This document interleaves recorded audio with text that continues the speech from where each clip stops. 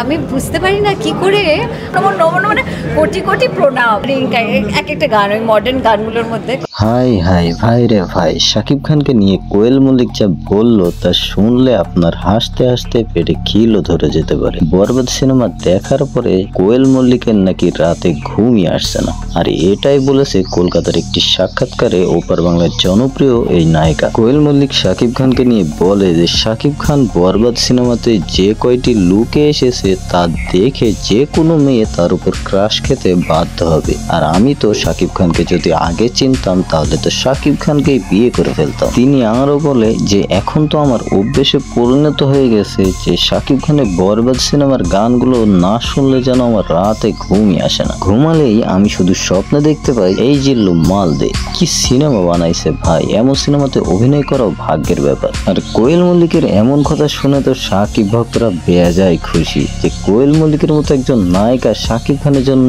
পাগল। তাই এটাই হচ্ছে আমাদের বাংলাদেশের মেগাস্টারের পাওয়ার। তো শাকিব খানের ভক্ত হয়ে থাকলে ঝটপট আমার চ্যানেলটি সাবস্ক্রাইব করে রাখো।